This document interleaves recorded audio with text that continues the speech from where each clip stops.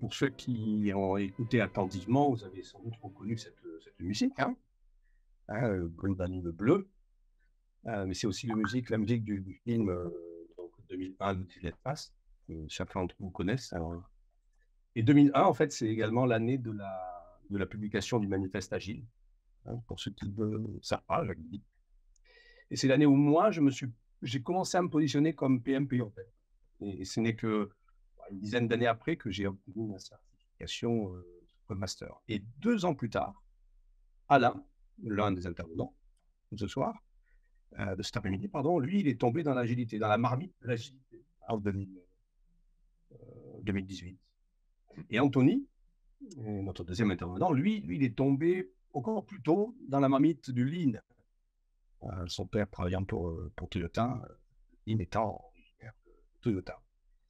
Et donc, Alain et Anthony, tous les deux, ils vont partager leur point de vue sur, pas seulement sur l'agilité en fait, sur l'utilité, on va dire, pour une organisation, de savoir faire travailler ensemble l'agilité et le waterfall, au niveau d'une organisation. Donc, ils vont nous éclairer sans dogmatisme sur le sujet. Alors, Anthony et Alain sont tous les deux des agilistes, ils sont curieux, ils sont ouverts d'esprit. Vous allez voir donc ce petit séminaire de 40-45 minutes va être mis sous la forme d'un dialogue, en fait, un dialogue type autour de la machine à café, avec beaucoup de contenu, avec de l'humour, avec des rebondissements et avec des cascades. Vous allez comprendre le terme cascade. Alain qui dodeline à côté de sa peluche. Voilà. Donc, c'est un séminaire qui est enregistré. Anthony, tu veux dire quelque chose, mais après, je te passe la Oui, je parole. disais, il y a des cascades, mais on est des professionnels. Hein. Donc, en faites pas ça chez vous, sérieusement. On est, D'accord. on n'est Merci pas de le responsable. signaler. Donc, ce séminaire est enregistré, ce sera coupé au montage, toutes les bêtises qu'ils vont dire. Et non, ça fait partie du jeu, justement. Donc, vous pouvez poser les questions, pas sur la partie discussion, mais dans la partie Q&R, n'hésitez pas.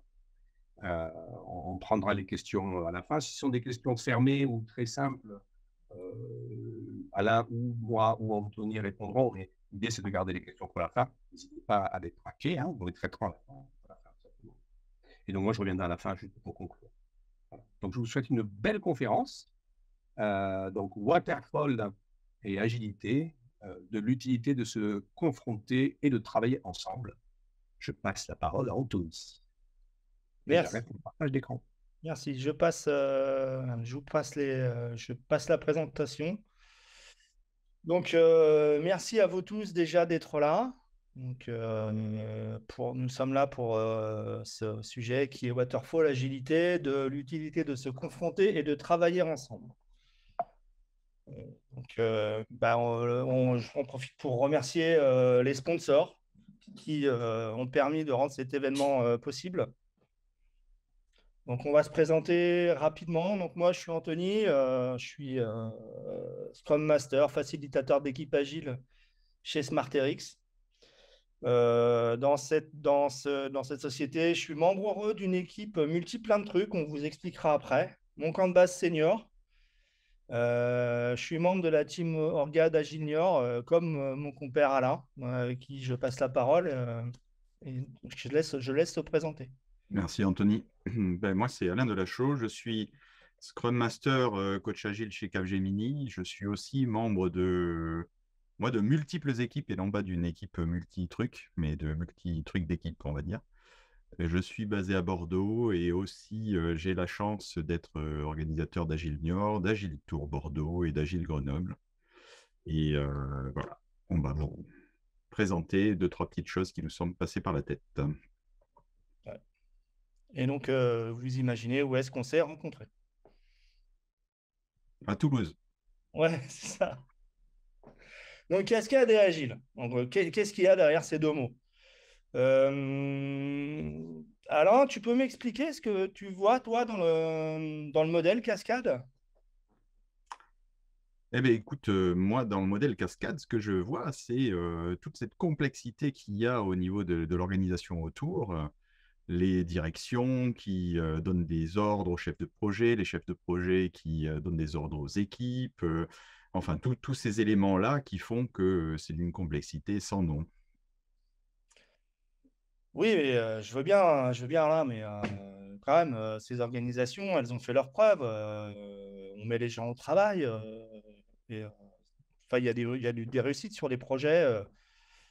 Voilà, tu peux pas avoir un point de vue aussi négatif sur le modèle cascade. Bah, personne n'y comprend rien. Et puis, il y a plein de procédures. Et puis, les procédures, bon, après, je t'accorde que les procédures, c'est super pratique. Ça fait des super bouquins qu'on peut utiliser pour caler des portes, des choses comme ça. C'est super pratique.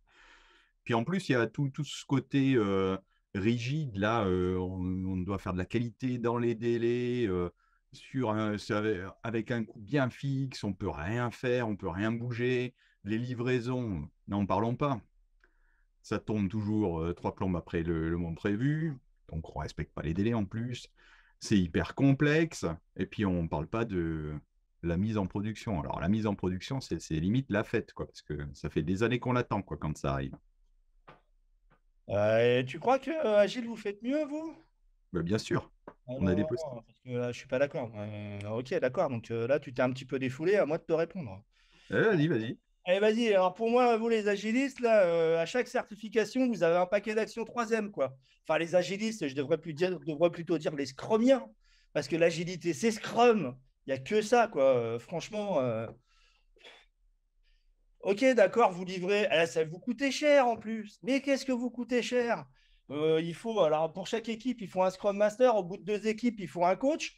Enfin, euh, ok, c'est plus flexible, mais alors qu'est-ce que vous coûtez plus cher? Et puis vous livrez peut-être plus souvent. Mais alors, vous êtes pire que enfin, vous êtes les Wish de la livraison de projets informatiques, hein.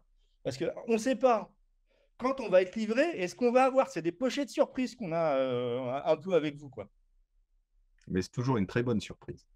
Euh, donc, Donc, ça marche. ouais, mais non, mais c'est pas possible ça, Alain. Bon, alors qu'est-ce qu'on fait là? Alain, qu'est-ce qu'on fait? On reste sur nos positions ou on Bah, essaye de écoute, regarder? on en a encore pour une demi-heure de pause, donc on peut continuer un petit peu comme ça, non? Je sais pas, l'auditoire, vous en pensez quoi? On continue à s'affronter de façon stérile ou on essaye d'aller un petit peu plus loin dans la discussion? Qu'est-ce Ah, que- ils veulent qu'on se batte. Bah allez, on Ouais, est parti. let's Merci go. Yanis pour ton soutien. On va y aller. On va aller plus loin dans la discussion. Non, Alors, non, peut-être essayer d'être un peu positif quand même. Est-ce qu'on pourrait pas trouver un terrain d'entente tous les deux quand même? allez, si c'est toi, allez, je veux bien faire un effort. Ouais, mais bon. Allez. Voilà. Maintenant, mais moi, pour essayer de te comprendre, je veux essayer de mieux te comprendre. Je vais essayer de voir ce que tu penses réellement hein, du modèle en cascade. Comment, à ton avis, il a été construit, comment il a été pensé J'en pense pas grand-chose. Voilà, ok, d'accord. Alors derrière, je vais essayer de mettre de façon itérative et incrémentale un petit peu plus que c'est pas grand-chose, d'accord? Ouais. Et même si Oui, parce que bon, avec moi, il faut itérer quand même pour que je comprenne. Ah oui, donc, bah, et maintenant, qu'est-ce qu'on fait? Donc là, on va voir un petit peu. Je vais te parler un petit peu du modèle cascade qui est ma passion. Ça m'étonne pas de toi. Donc, ce modèle cascade, il a été présenté pour la première fois par Monsieur Herbert Dennington en 1956. C'est un modèle ainsi que de vie projet qui est issu des industries manufacturières et du secteur de la construction. Moi, je pense que ça a fonctionné plutôt pas mal. Et je voudrais remettre en perspective le contexte historique dans lequel est apparu ce mode de fabrication. Nous étions après la Seconde Guerre mondiale. Il fallait reconstruire en masse et de façon standardisée. Donc, d'accord? Bon, allez. Et effectivement, ce mode de fabrication, il est très prescriptif. Il est sur des choses standards où il y a assez peu d'incertitudes. Ouais, on fait toujours les mêmes choses. Ben, disons que c'est mieux quand la réalité s'adapte au plan. Et l'important, c'est le plan. Bah oui, le plan, c'est la vie. Ouais. Et son origine, c'est comme tu disais tout à l'heure, hein, les méthodes projet sont souvent très bien documentées. On sait ce qu'on doit faire au moment où on doit le faire. On n'a pas de questions à se poser. On peut à la limite poser son cerveau de côté et dérouler un plan, quoi. Ça, c'est le Oui, côté oui. positif. Mais d'un autre côté, il y a assez peu d'interaction entre les équipes. Effectivement. Mais les équipes font les choses bien puisqu'on leur explique comment il faut faire et Voilà. dans Comment le faire? détail. Et ils le font. Ils sont disciplinés. Vous êtes d'accord? La discipline, c'est bien. Alors, Alain, je veux bien que tu m'expliques comment fonctionne, pour toi, qu'est-ce que c'est une organisation agile? Ben, je ne sais pas si tu as déjà entendu parler des 3 lois de Stephen Denning. Déjà, Oh, c'est les petites équipes. On fait des petites équipes pour pouvoir travailler efficacement en échangeant, en s'adaptant le plus vite possible. Plus l'équipe est petite, plus elle va pouvoir échanger correctement. Bien sûr, une équipe, ce n'est pas 2 personnes, c'est un tout petit peu plus quand même. C'est la première loi qui a été retenue par les développeurs agiles parce que justement, ça permet d'être beaucoup plus réactif et de communiquer au fur et à mesure des besoins, puisqu'on est dans une situation où on a en général beaucoup d'inconnus à gérer. On ne fait jamais la même chose. ah, mais là, vous trichez parce que, en fait, la difficulté dans les projets, c'est les interactions entre les équipes dans les silos. Et là, vous cassez les silos et vous permettez aux gens de se parler, quoi. Bah oui, mais justement, on peut passer du coup à la deuxième loi qui va amener la notion de réseau. L'organisation, elle communique de façon interactive, horizontalement, verticalement, dans tous les sens. Tout le monde peut parler à tout le monde. Donc, on peut s'adapter aux problématiques. Et c'est ça qui est très important. Pouvoir toujours se réadapter en fonction des besoins, avec les bonnes personnes. Tu veux dire qu'un développeur dans une DSI peut aller parler à un client? Bah oui, heureusement d'ailleurs. Comme ça, il sait exactement ce que le client a besoin. Ce dont le client a besoin, c'est ce que l'on fait. C'est pour ça qu'on travaille. Sans C'est pour filtre? le client. Mais Non, comment on est sûr qu'il va lui dire les bonnes choses? il y a des règles. Alors, il va faire attention. Et ce sont des êtres humains. Les êtres humains savent discuter. Donc, justement, il va lui dire forcément les bonnes choses. Ok, il n'y a que 2 lois? Parce que là, c'est marqué en 3 lois, hein. Et non, il y en a une troisième. La troisième, c'est justement la loi du client. C'est comme l'entreprise fournit de la valeur au client, eh bien, l'entreprise tourne autour du client. Et ce n'est pas le client qui tourne autour de l'entreprise. Donc, l'entreprise va s'adapter aux besoins du client. C'est pour ça, justement, que c'est important que le développeur puisse voir le client. Parce que comme ça, en discutant, en échangeant, d'ailleurs, il ne faut pas qu'il fasse que le voir, c'est mieux de dialoguer avec. À partir du moment où il est en contact avec le client, qu'il a des feedbacks, c'est un truc horrible, c'est des retours clients, il va pouvoir adapter ce qu'il fait pour le client. Tu veux dire qu'on fait un processus de fabrication pour le client, Ouais, pas pour l'entreprise? indirectement, ça va servir à l'entreprise, mais c'est d'abord pour le client. Ok, ok, ok. Je veux bien. T'as pigé? Attends, je réfléchis, là. C'est mon clavier qui me joue des tours. Alors, il y a 4 grands types d'organisation. Ah oui, ça, forcément, toi, il te faut des cases. Ah, bah, moi, il faut des cases, hein, parce que. Bah ouais. C'est le côté waterfall, ça. Euh, alors là, on va faire travailler un peu l'auditoire. Vous n'êtes pas obligé de répondre dans le chat, hein, mais vous pouvez vous poser la question. Et vous, dans quel mode d'organisation vous pensez évoluer parmi ces 4?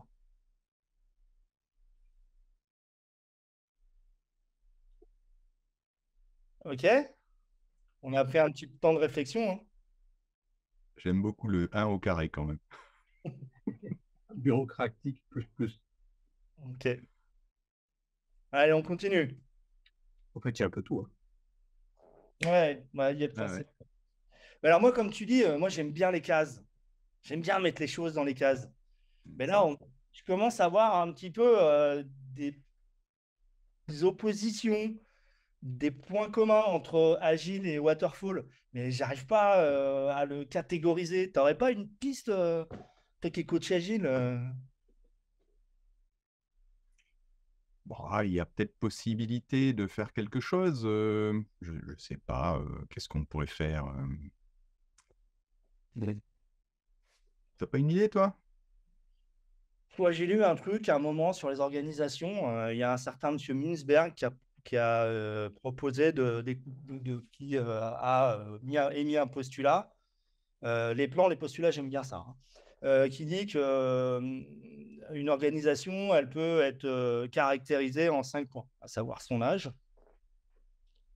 la taille de l'organisation, les relations de pouvoir, le système technique et l'environnement. OK? Enfin, ça, c'est. Et on peut arriver à faire un beau tableau avec des bonnes cases, avec un beau truc bien statique en face à face qui nous donnerait ça. Ah, un beau tableau, effectivement. On sent, on sent le chef de projet en toi, là. Là, comme ça me fait des bons points d'achoppement, quoi. Ah ouais, génial. Effectivement, c'est assez vrai quand même. On peut, les deux tendances se retrouvent facilement dans ce tableau-là, hein. L'âge, on a plutôt une tendance sur des organisations jeunes pour l'agilité, un peu moins jeunes pour les autres, on va dire. La taille des organisations, souvent, sont plus rigides quand la structure est grande et élaborée, beaucoup plus agile quand on est petit. Pareil pour les systèmes techniques, effectivement. Peu complexe d'un côté, fortement automatisé de l'autre, communication fluide en agilité, communication lente de l'autre côté. Et là, on parle Bien sûr, on parle des extrêmes, là. Ouais. C'est bien. Tu sais, il faut raisonner par les extrêmes, de toute façon. Évidemment. Donc l'environnement changeant, peu changeant, les relations de pouvoir centralisées, décentralisées. On peut... Oui, effectivement, c'est une approche.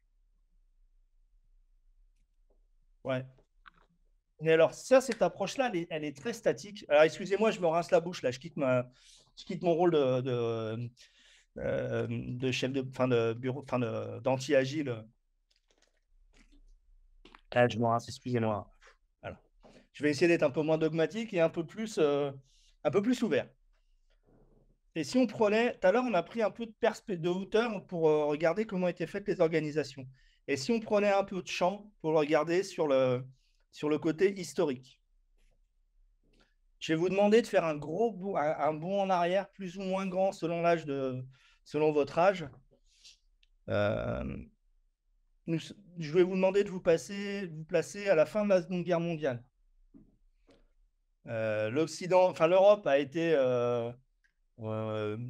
rasée sous un tapis de bombes. Il faut tout reconstruire. Et on a besoin de produire en masse des biens pour rééquiper, donc des biens standardisés. Ça gênait personne à l'époque d'avoir la même voiture, le même frigo, les mêmes maisons. Et on peut reprendre l'exemple des villes qui ont été comme Saint-Nazaire, Le Havre, qui ont été reconstruites sur le même modèle avec des méthodes de construction très, très cascades. Hein. Voilà. Donc, et je vous demande maintenant de vous replacer. On fait un bond, on va dans les années 60. Développement. Le début du développement logiciel tel qu'on le connaît aujourd'hui. Il y avait quelques centaines d'artisans développeurs qui arrivaient à maîtriser les cartes perforées pour faire produire quelque chose à une machine. Eh bien, se positionner se mettre dans cette perspective-là, de se dire qu'au départ, c'était que des artisans, que des découvreurs là-dessus. Donc, ils étaient à l'abri du management, de la bureaucratie et des modes de fabrication en cascade. Puis, on a grandi en nombre, en taille, en importance dans les entreprises. Donc, on est venu sous la lumière des consultants et des consultants en organisation et des méthodes de gestion de projet. Et donc, ça a duré jusqu'à la fin des années 90. Et là est arrivé, au milieu des années 90 aussi, est arrivé un changement sociétal important. On est passé d'une société où l'information était difficile à trouver, où la hiérarchie était très descendante.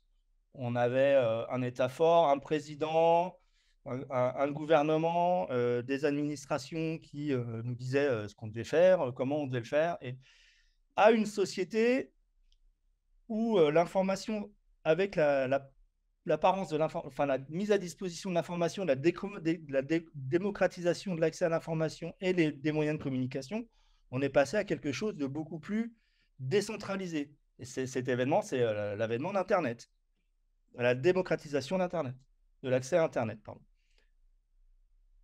Donc, on passe d'une société où on a besoin de production standardisée des années 40, 50 ans plus tard, avec un accès à l'information très codifié et une société très hiérarchisée, à depuis 1995, une société en réseau, avec un modèle où les gens sont à la fois acteurs et consommateurs de leurs moyens de consommation, de leur vie. Ils passent du rôle de consommateur à acteur assez rapidement. Et puis dans ce contexte-là, en 2001, il y a une bande de rebelles, architectes, développeurs, qui s'est réunie dans un chalet en montagne et qui a écrit le manifeste agile. Et à partir de là, a suivi l'essor de la culture agile de notre environnement, de notre monde. C'est pour ça qu'on a eu 2001 Odyssée de l'espace en musique d'introduction. Je voudrais rajouter aussi que les méthodes prescriptives telles que le modèle en cascade et les organisations bureaucratiques avaient leur légitimité à la fin de la Seconde Guerre mondiale, puisqu'elles étaient en résonance avec l'organisation de la société. Là, en ce moment, les méthodes, les frameworks et la culture agile, elles vont en poupe, est à la mode, parce que c'est en résonance, à mon avis, hein, peut-être je me trompe, vous avez le droit de ne pas être d'accord, mais c'est en résonance avec l'atmosphère de la société actuelle, enfin le mindset de la société actuelle. Tout à fait. Qu'est-ce que tu en penses, Alain? Ah, moi, je pense comme toi, qu'on est dans une situation où on s'adapte à la société actuelle. Mais est-ce que vraiment, vraiment, tout ça, c'est antinomique? Est-ce que tout ça, ça ne pourrait pas s'accorder un petit peu quelque part? Bah, Si je peux intervenir juste, il y a Céline qui pose une question et qui dit, est-ce que vous venez de dire, il dit, est-ce que le waterfall n'est pas un héritage qui va donc disparaître un jour, parce qu'il est basé sur quelque chose qui est assez vieux? Ouais, comme le COBOL. Oui. Bonne question, Céline, mais comme le COBOL. Et on est bien d'accord que tant qu'on a ces deux modes de fabrication, ces deux modes d'organisation qui cohabitent. Alors, on ne va pas non plus faire un reboot et devenir amnésique de tout ce qui s'est passé dans le temps, dans les organisations. On ne va pas oublier tout ce savoir-faire. Et moi, ce que je vous propose, c'est qu'on regarde les conditions de réussite. Moi, j'ai travaillé sur des projets en cascade qui ont réussi, où je l'ai très bien vécu. Hein. Et je vais très bien, je vous l'assure. T'es sûr? Ah ouais, je vais très bien. Avant, j'étais schizophrène, maintenant, nous allons mieux. Tant mieux. Si tous les deux, vous allez bien. Impeccable. Et je vais te dire, moi, j'ai vécu des projets où je vais vous donner j'ai vécu quelques projets qui se sont bien passés en cascade, plutôt que d'aller voir ce qui marche pas, aller voir ce qui marche, ce qui n'a pas marché, et d'essayer de trouver des solutions au problème, de creuser le problème jusqu'à m'enterrer dedans. Moi, je préfère vous présenter ce que j'ai vu qui fonctionnait bien dans les projets en cascade que j'ai vécu. C'était à chaque fois qu'un projet réussissait, il y avait ces 4 ou 5 critères. Ah, c'est marrant. On a les mêmes de notre côté, hein, côté agilité. T'avais pas remarqué? Non. Enfin, quand même. Implication, délégation, confiance. Je crois qu'on entend parler de ça dans Scrum, il y a un truc comme ça. L'écoute, la collaboration. Dans le livre que tu as derrière toi, là, dans ton... dans ton... Ouais, on en parle aussi dans ce bouquin, ouais. D'ailleurs, je le conseille à tous ceux qui veulent bien. C'est effectivement, on a quand même beaucoup de ces axes-là, hein, même tous ces axes qui sont aussi présents dans les frameworks agiles et même dans le manifeste. C'est surprenant d'ailleurs, parce qu'il me semblerait que le manifeste soit un point de départ quand même assez intéressant. Je sais pas, l'excellence technique, la conception de qualité. Moi, ça me parle beaucoup. On a quand même des points communs des deux côtés, hein. Ouais, mais tu veux dire que, en fait, ça pourrait partir de la base? Ça pourrait, Ça pourrait partir des individus et des interactions, et puis, tu crois? non. Ouais, peut-être plus que les processus et les outils quand même, hein. Ouais, l'important, c'est le plan. Le plan, c'est la vie. Ok. Et, bon, allez.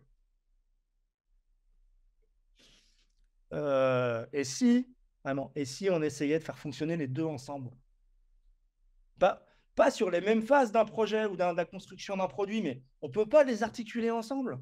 Enfin, dans le temps, tout à l'heure, je vais demander de vous placer dans une perspective temporelle. Est-ce qu'on ne pourrait pas se placer dans la même chose sur un projet, sur la construction ou le cycle de vie d'un produit, la fabrication? Est-ce qu'on ne pourrait pas... T'as Ah, pas une...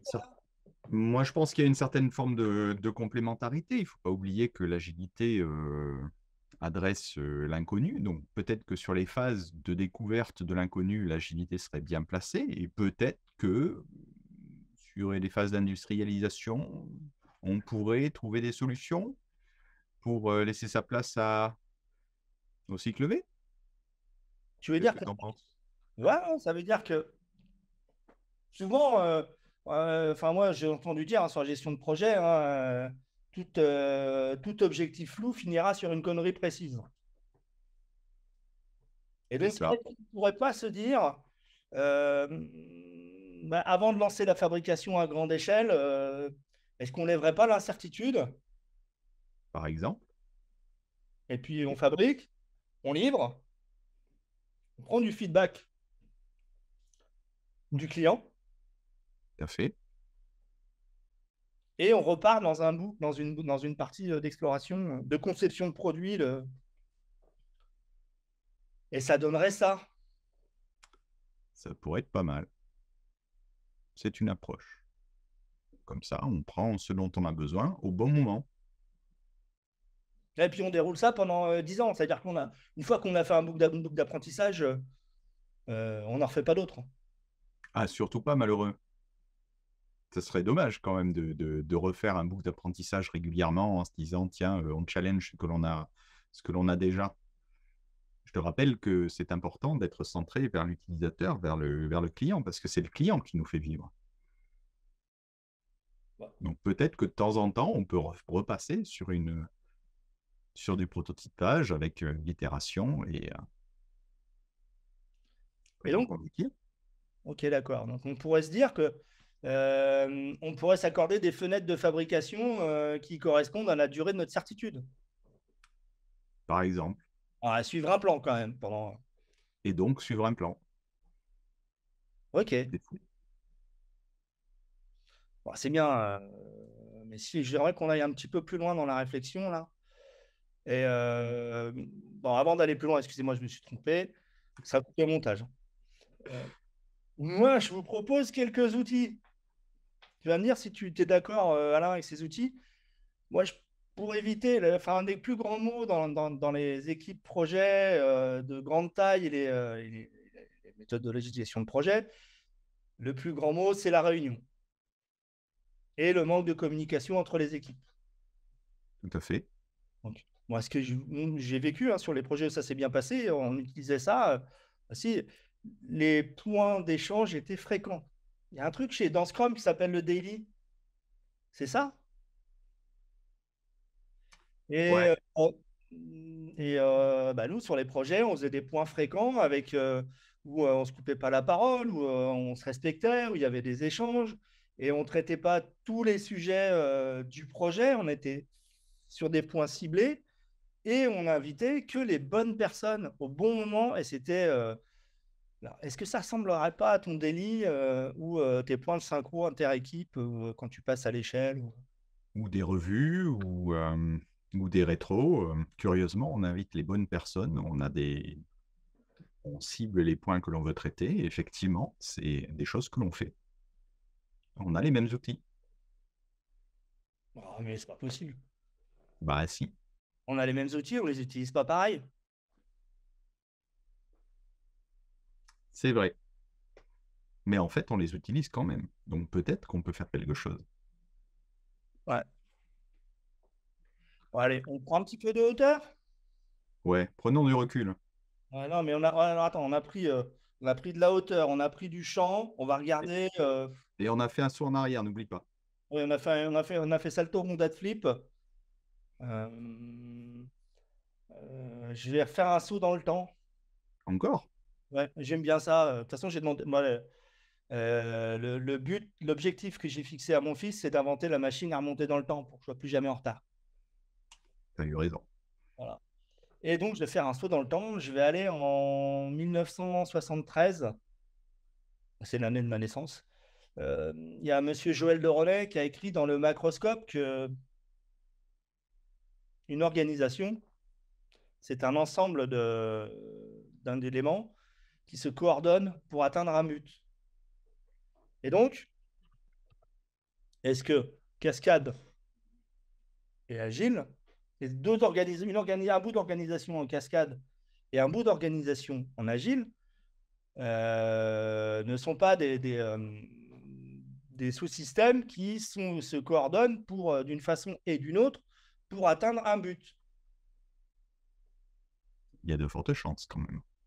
Et puis là, moi, j'ai un truc que j'aime bien, c'est le yin et le yang. Je me demande s'il n'y a pas un petit peu de waterfall dans l'agile et un petit peu d'agile dans le waterfall. Et que les deux sont en lutte permanente et que dans cette lutte permanente naît une tension qui est nécessaire à faire avancer une organisation. Ben, de toute façon, cette lutte permanente doit exister. Si elle n'existe pas, l'un ne peut pas justifier l'autre. Donc forcément, les deux sont imbriqués l'un dans l'autre. C'est comme le bien et le mal. Donc cette tension nécessaire, faisons un petit bond dans le temps, mais pas trop en avant. Revenons à l'époque où tu es en quatrième ou en troisième et tu fais des maths. Bon, c'est loin quand même, hein. Ouais. Mais c'est pas trop loin de 73, quoi. Oui, voilà, je me souviens que 1 plus 1 font 2. Alors cette fois, ça fait 3. Oui, c'est vrai, t'as raison. C'est bon. On arrête de la faire celle-là. Allez, ça y est, t'as gagné. T'as réussi à me faire éclater de là. Mais ouais, mais enfin. Donc, avec cette tension, cet équilibre, si je te parle de sinus et de cosinus. Oh là! Sinus 90 est égal à 1. Ouais, Ouais, des angles, quoi, en gros. ouais, voilà. Et d'un côté,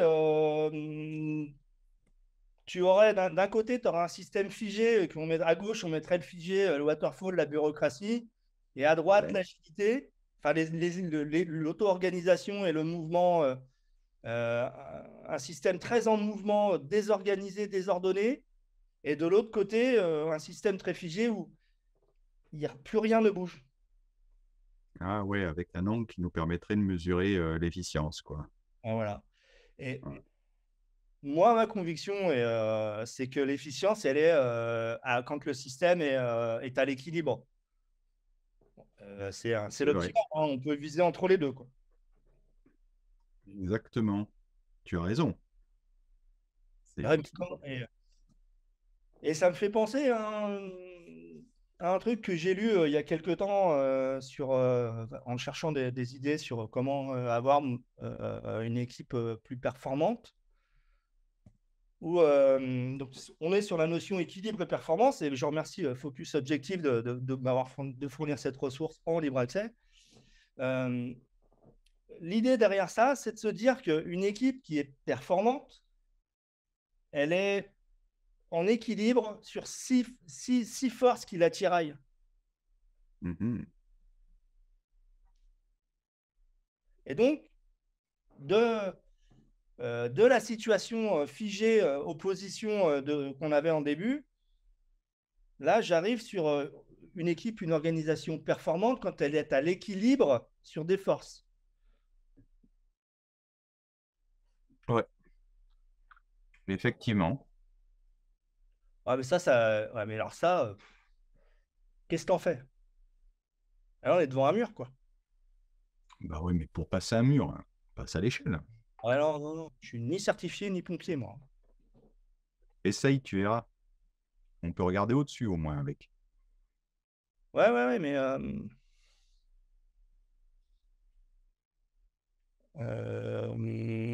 je suis embêté là. Si on refaisait un pas de côté,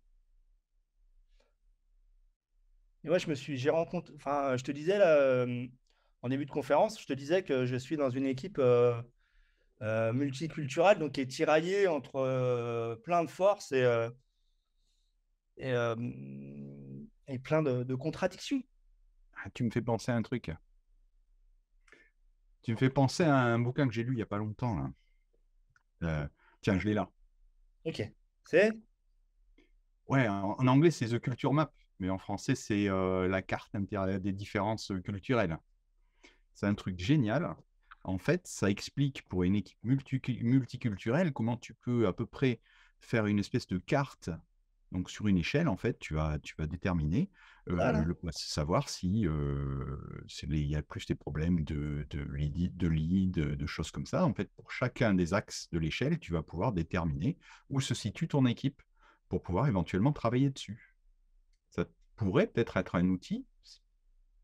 Attends. Laisse-moi 2 secondes, je pose un truc.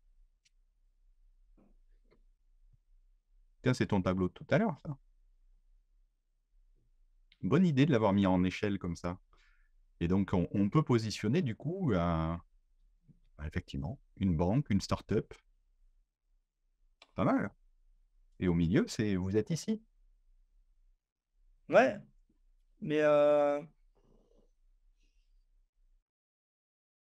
ouais, ça peut être pas mal. Et on pourrait s'amuser à tirer sur le. Enfin, là, on reprend les éléments de, de Minsberg, la contingence de Minsberg, plus quelques éléments en plus. Bah oui. Mais est-ce qu'on pourrait pas leur proposer un modèle de carte à notre auditoire avec un exemple? Ouais, bien sûr. Mais par contre, c'est à eux de se construire, de se mettre leur. Oh bah oui, ils sont grands quand même. Ah ouais, ils peuvent Puis ils ajouter. savent lire, hein, tout est expliqué sur la carte quand même. Ouais. Parce que vous donner une carte utilisable en l'état standard pour tout le monde, ça revient à la même chose que de dire il faut faire du waterfall partout, il faut faire de l'agile partout. Donc, on vous propose cette idée de carte. Alors, le comment où vous vous trouvez, c'est à vous de le dire. Les niveaux, c'est à vous de les poser. Et les actions, c'est à vous de les décider. Et ça sera les bonnes, puisque ce sera les vôtres. En gros, on vous propose un modèle, comme ça, et après, démerdez-vous. Mais on peut donner quelques conseils quand même. Ouais, ouais, ouais. Vas-y, le premier conseil.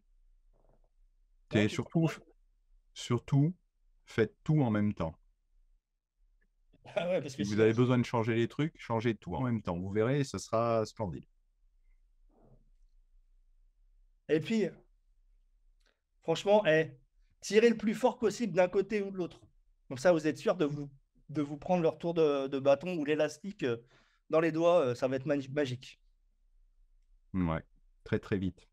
Et changer Changez tout tout. sans observer, changer, itérer sans observer, pas de feedback. Et surtout, vous êtes obligé de tout changer. Si vous changez qu'un tout petit bout, ça sert à rien. Ok. Ouais, on va leur donner. On leur donne les bons. Ouais. Ah, Je te laisse. faut pas tirer trop fort d'un côté ou de l'autre, sinon l'élastique il va vous revenir dans les doigts.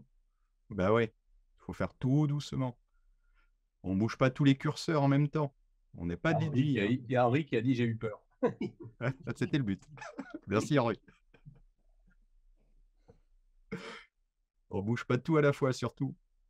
Des petites choses. Et puis, faites un mouvement, regardez ce qui se passe, observez le système et recommencez. Ou pas. Parce que rien faire, c'est une action aussi. Ouais, on peut ne rien faire aussi des fois. C'est pas mal. Bah, surtout quand c'est utile. Ouais. Bon. Alors là, on vous a parlé d'organisation, de méthode, d'outils euh, et de plein de choses. Et j'aimerais vraiment, vraiment. Et c'est une chose qu'on partage, une conviction qu'on partage avec Alain. C'est à chaque fois que vous faites quelque chose, si vous utilisez cette carte ou pas, que vous fassiez des actions, ou même dans vos interactions avec vos équipiers, vos coéquipiers, posez-vous la question de l'intention. Votre intention doit être de vraiment, et je suis très solennel, très sérieux en disant ça, pour une fois, d'avoir un objectif de rendre la situation meilleure et que vos collègues, copains, coéquipiers se sentent le mieux possible. Parce que on peut mettre tous les outils, toutes les méthodes, tout ce qu'on veut. Il faut à la fin. Et on vous laisse sur ça. Merci à tous. Merci à vous deux. Alors, j'ai pris 2-3 notes en ligne. J'ai bien aimé la remarque de Céline qui disait cette présentation explique mieux justement la différence entre l'agilité et la cascade. Un bravo de Céline. Et une question d'Anthony. Tout le monde est en train de dire merci, mais j'avais noté celle-là. Est-ce que vous avez monté votre sketch en waterfall? Est-ce que vous le déployez de façon agile sous forme d'une très belle démo? Donc, est-ce que vous l'avez monté en waterfall et vous le délivrez en agile? Comment vous avez fait pour monter ce genre de discussion à pas non plus? Alors, les surprises et les cascades et les retournements qu'on a vécu. alors, on a utilisé la bonne vieille méthode à l'arrache. Exactement. Alors, pour trahir un secret, en fait, c'est parti d'un chiche. Ah, Alain, je te laisse expliquer le chiche. Tout à fait. Un petit Agile Grenoble en novembre dernier, Anthony qui fait cette conférence, lui, parce que c'est lui l'auteur, le vrai auteur de cette conférence. Moi, je suis le figurant, tout simplement. Et puis il me dit, ouais, tu aurais pu venir quand même la faire avec moi. Je lui dis, mais non, mais tu rigoles, on n'en avait pas parlé avant. Il me dit, ouais, c'est pas grave, la prochaine, on la fait ensemble. Je lui ai dit, sur un ton amusé, chiche. Et voilà. On est là tous les deux, tout bêtement, parce que la prochaine, c'est celle-ci, en fait, tout simplement. On va commencer ici. Et c'est effectivement de l'arrache. Je t'invite à regarder dans la discussion, il y a une question qui est un peu longue que Constance a posée. Elle a posé une question, elle a copié une question. Pour changer. Hein. Oui, c'est pour ça, il reste encore ouais, on a encore un peu de temps. Ouais. Je laisse regarder la question que Constance a posée. Dans le QR? C'est dans le QR? Oui. Non, c'est pas dans la discussion? Non, c'est la discussion, pardon. Ouais, c'est dans la discussion, ouais. En tant que prestataire de service chez un éditeur logiciel, il me semble plus facile de contractualiser dans le cadre Waterfall qu'Agile. On incite le client à réfléchir à ce qu'il veut en amont par le biais d'un cahier des charges. Agile semble être open bar. On fait des itérations et on voit ce que l'on obtient. Comment contractualiser en mode agile, forfait, régie et comment définir un budget initial en fonction du nombre de sprints prédéfinis. On est un peu hyper loin de ce que l'on a échangé jusqu'à maintenant, mais alors,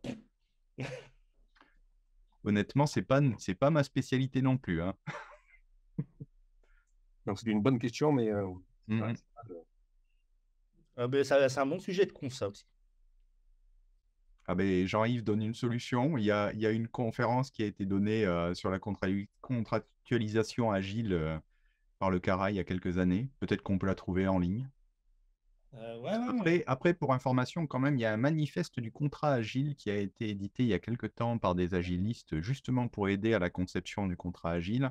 Agile, ouais, Euh, c'est Lé- Edouard Almendra qui m'a fait, je crois. ouais, je crois, Léo Daven a donné un coup de main, je crois, sur la traduction et pour que ce soit en français.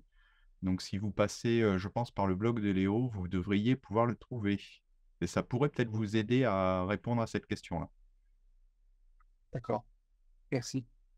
Il y a une question de, alors tout à l'heure, excusez-moi, Gaël, si je t'ai appelé Henri, Henri, c'est pas mon famille, mais en tout cas, une question de Henri Gaël, qui est, sommes-nous obligés de passer à l'échelle pour faire de l'hybride? Non. Le passage à l'échelle, c'est non. Tu peux travailler sur tu peux avoir une petite équipe agile et une petite équipe projet qui sont en hybride. Mhm.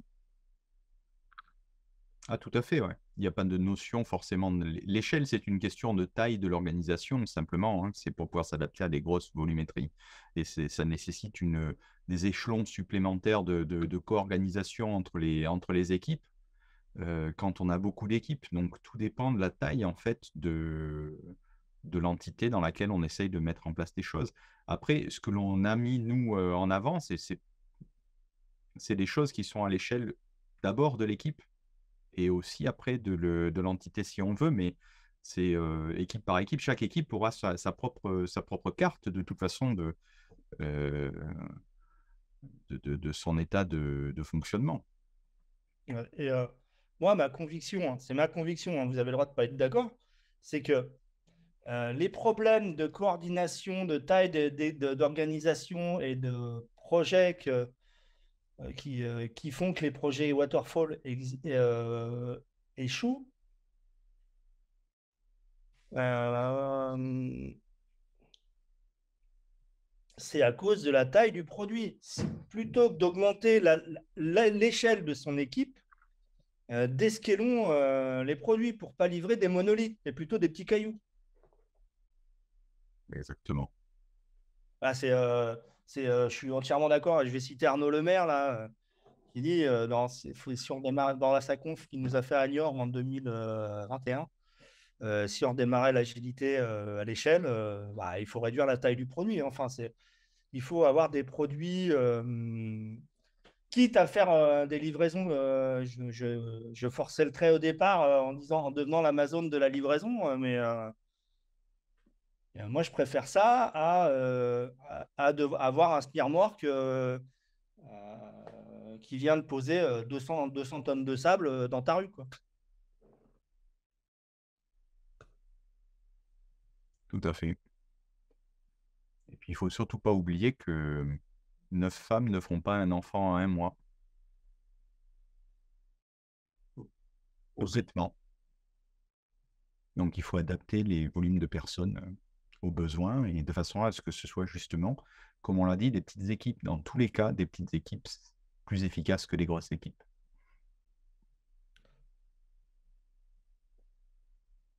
D'accord. Si on peut bien, il nous reste quelques minutes. Si on revient sur le message clé de votre débat, est-ce qu'on pourrait le résumer? Alors moi, je sais pas, je le résumerai sous la forme de on se fout des cadres, on se fout des cartes, l'important c'est l'humain. Si je reprends un petit peu l'image que je vois, est-ce que vous le résumeriez différemment ou comment est-ce que vous résumeriez votre message Non, je te principal? le pique. Non, je te le pique. Moi, j'aime bien l'approche aussi. C'est très bien résumé. Je crois que j'aurais pas fait mieux. C'est ça. On s'en fout des cadres, etc. L'important, c'est l'humain. Il ne faut pas oublier que ce sont les humains qui font les choses. Et en plus, ils le font pour des humains. Donc, Et, euh, c'est juste logique. et, moi, enfin, dans mon équipe, là, dans l'équipe dans laquelle j'interviens actuellement, euh, ce que je veux dire, c'est que tu peux prescrire. J'ai expérimenté pendant des mois le fait de rien prescrire, de les laisser évoluer dans un cadre sécurisant, en leur disant le comment, je m'en fiche. L'important, c'est le pourquoi, l'important, c'est le client. Eh ben, j'ai eu 100 fois plus que ce que j'ai donné. Ils m'ont surpris. Et je suis sûr que si je recommence dans une autre organisation avec en mettant le, le curseur sur en laissant les équipes s'organiser sur le comment et en insistant sur la nécessité de respect et de qualité des interactions entre eux, et en les laissant faire, j'aurai plus que si je leur prescris le comment.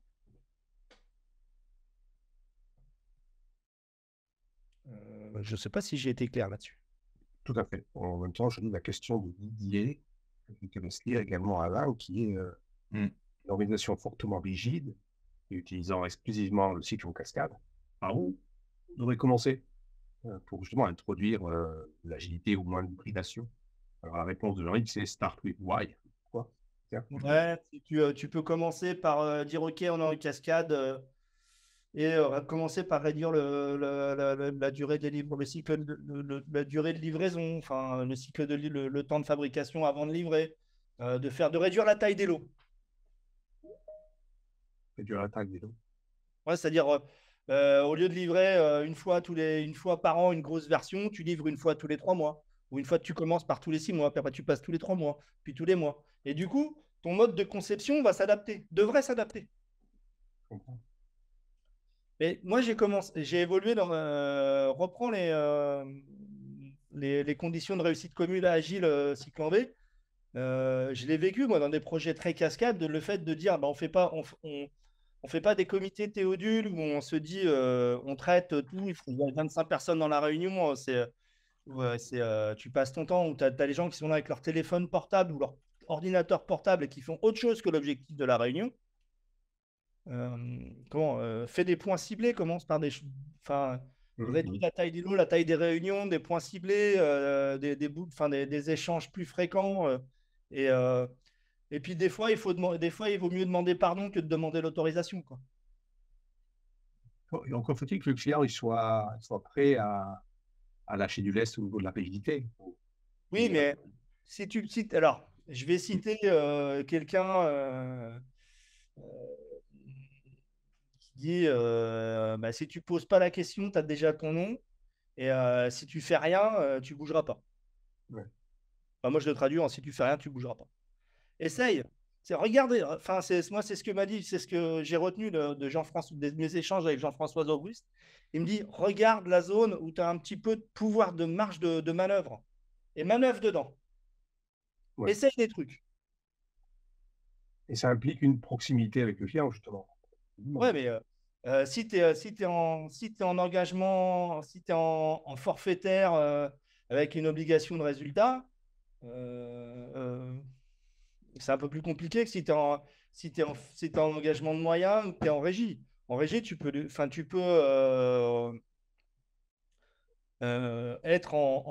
masquer ton organisation et exposer toute l'apparence d'un modèle cascade en étant toi en mode agile, quoi. Ouais, je comprends. Exactement. Il nous reste encore 5 petites minutes, il y aura peut-être encore des questions. Je mets dans le fil de discussion le lien sur le Google Form pour récolter vos feedbacks. N'hésitez pas à cliquer sur ce lien. À la fin du lien, vous aurez le code PDU d'ailleurs pour déclarer votre PDU. Je le mets maintenant dans le lien parce on arrête dans 5 minutes. On était entre 80 et 75 personnes qui étaient là dans la conférence. Je voudrais remercier Alain, Anthony pour ce moment rafraîchissant, pour la carte, les conseils, etc. Donc, voilà. Donc, cliquez sur le lien pour le feedback. J'ai une autre question qui est arrivée de la part de Ronan, qui dit pour éviter la réunion aiguë, conseillez-vous de faire venir le top management lors de certains sprint reviews? Bien sûr. Oui. Surtout sur les revues. Les revues, c'est exactement le moment où on doit faire ça. Que ce soit le top management, le client rigide, peu importe, c'est le meilleur moment. D'ailleurs, pour l'anecdote, tout comme Jean-Yves, moi, j'accompagne des équipes qui travaillent avec l'armée. Ils font venir les militaires aux revues et ça marche très bien, même si ce sont des gens extrêmement rigides. Bah, les militaires sont très contents d'avoir des feedbacks beaucoup plus fréquents que juste à la fin du projet, bien que le projet soit potentiellement vendu en mode standard classique.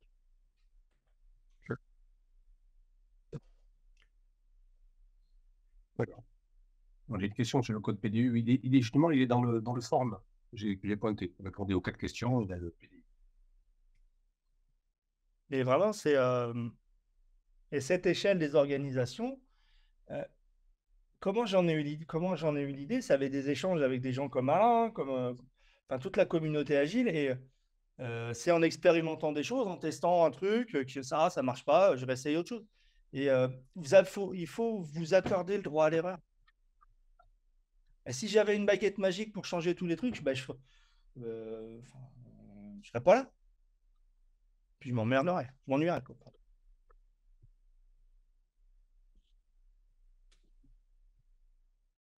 Encore une fois, on est remonté par Hervé. Ensuite, on va bientôt arrêter.